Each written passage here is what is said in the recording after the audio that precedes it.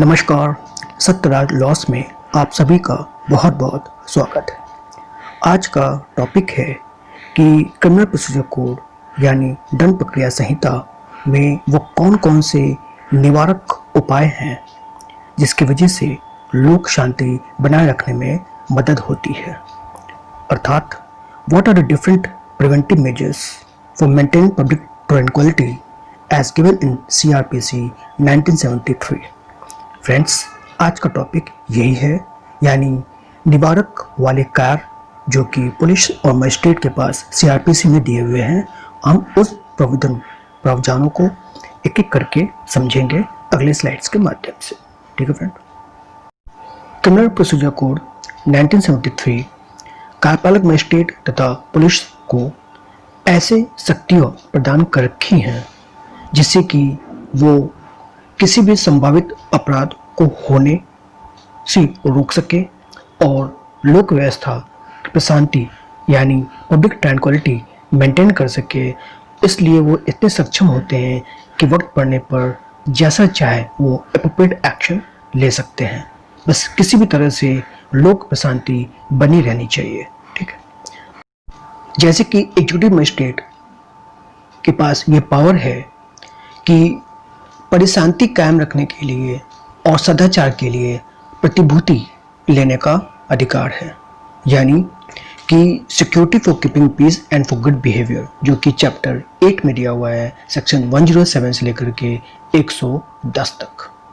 ठीक है, जिसमें परिशांति कायम रखने के लिए और सदाचार के लिए किसी भी व्यक्ति से जिस पे या तो पब्लिक ट्रैंक्विलिटी मेंटेन करने का उल्लंघन करने का आरोप पाया गया है, या किसी ने सीरियस मैटर यानी राजद्रोह का मैटर किया हुआ है, कोई सस्पेक्टेड पर्सन है, या कोई हैबिचुअल ऑफेंडर है। ठीक है, ये सारे ऐसे अभियुक्त हैं और ऐसे व्यक्ति हैं जिनको सक्षम न्यायालय ने सजा दे रखी है। तो फिर ऐसे लोगों से शांति बनाए रखने के लिए मजिस्ट्रेट जितना चाहे उस हिसाब से प्रतिभूति यानी सदाचार और परिशांति कायम करने के लिए उनसे ले सकते हैं। ठीक। अगला है कि चैप्टर 10 में जो कि maintenance of public order and tranquillity, यानी कि लोक व्यवस्था और लोक शांति बनाए रखने के लिए कुछ सेक्शंस दिए हुए हैं, जैसे सेक्शन 129 से लेकर के 132 तक, जो कि विधि विरुद्ध जमाव से संबंधित सेक्शन है, जिसमें ये दिए गए हैं कि जहाँ पे बड़ी अनलॉफुल असेंबली होता है तो मजिस्ट्रेट के पास ये पावर है कि वो एप्रोप्रिएट एक्शन ले और एप्रोप्रिएट ऑर्डर दे करके उस अनलॉफुल असेंबली को भंग कर सकता है। ठीक। उसके बाद 133 है जो पब्लिक न्यूसेंसेस यानी लोक न्यूसेंस से संबंधित है।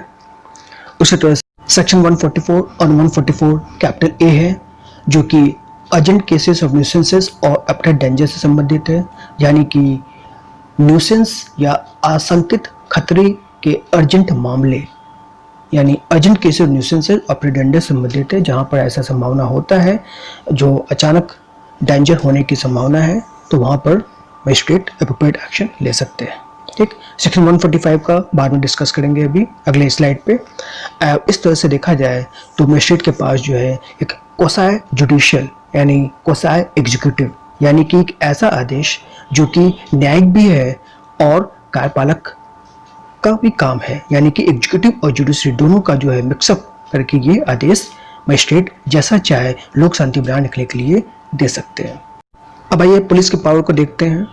तो पुलिस के पास भी ऐसा ही कुछ एम्पावर है जो कि 3 प्रकार के हैं, जैसे चैप्टर 11 में दिया हुआ है विच एग्जीक्यूटिव नेचर होता है।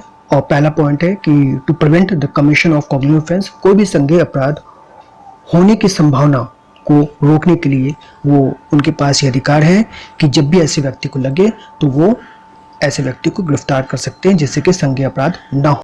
इससे संबंधित सेक्शन है सेक्शन 149, 150 और 151। तीनों जो है ये संज्ञेय अपराध को रोकने के लिए पुलिस के पास ये शक्तियाँ दी गई हैं कि वो जैसा चाहे सिचुएशन को देखते हुए वो एक्शन ले सकते हैं। और नेक्स्ट है prevent the injury to public property, कोई भी सार्वजनिक संपत्ति है उसको रोकने के लिए भी पुलिस के पास ये पावर दिया हुआ है सेक्शन 152 में।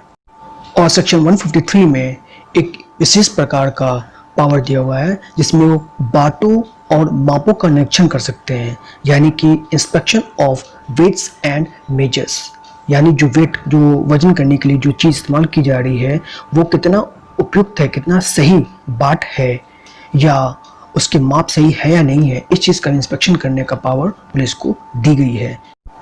और अगर इनको ये लगता है कि ऐसा वेट्स, मेजर्स यानी बाट या मापों में कुछ त्रुटि की गई है, कुछ हेरफेर की गई है, और जो ग्राहक है उसे गलत चीज़ या कम मात्रा में कोई सामान दी जा रही है, तो फिर ऐसे बाट और मापों यानी वेट मेजर को वो सीज कर सकते हैं, आपसे कब्जे में ले सकते हैं, और जो कंसर्न मजिस्ट्रेट है उसके समक्ष उसको भेज सकते हैं।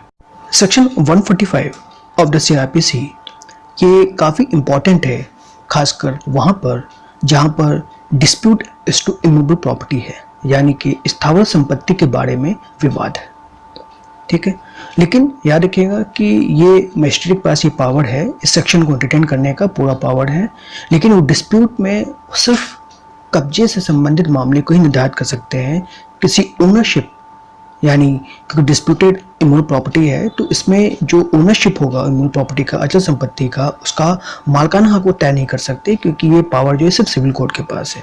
ठीक, लेकिन डिस्प्यूट को शांत करने के लिए, लोक शांति बनाए रखने के लिए वो सिर्फ कब्जे पर ध्यान रखेंगे कि कब्जा किसका बरकरार है, सिर्फ उसी को हैंड ओवर कर देंगे, और बाकी जो डिस्प्यूटेड प्रॉपर्टी पार्टी है वो उससे कहा जाएगा, मजिस्ट्रेट साहब कहेंगे कि जाइए आप इसे कंफर्म कराइए कि आखिर इस प्रॉपर्टी, जो डिस्प्यूटेड प्रॉपर्टी है, इमूवेबल प्रॉपर्टी, उसके मालिक कौन है।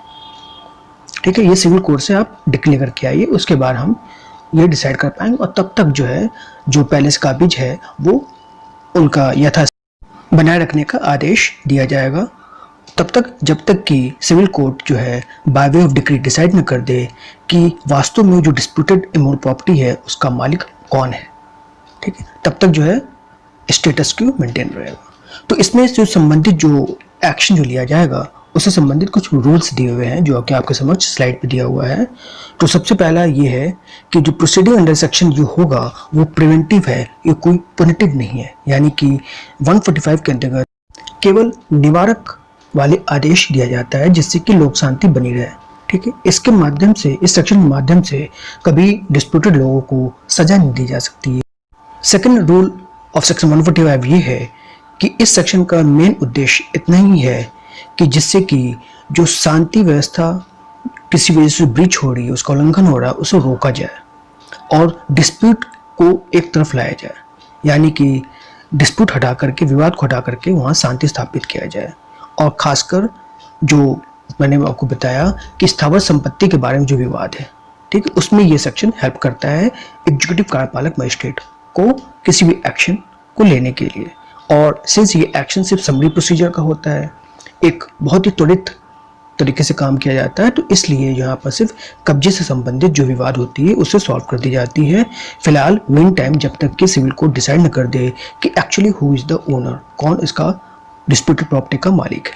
ठीक, तीसरा है police can initiate proceedings under this section even though civil litigation is pending, यानी कि अगर किसी ने पहले से ही सिविल सूट फाइल कर रखा है उसके बावजूद जो है, क्योंकि पुलिस का काम है लोक शांति बनाए रखने के लिए, ठीक है, लोक शांति बनाए रखने के लिए उसको कोई भी एक्शन लेना हो वो एक्शन ले सकता है।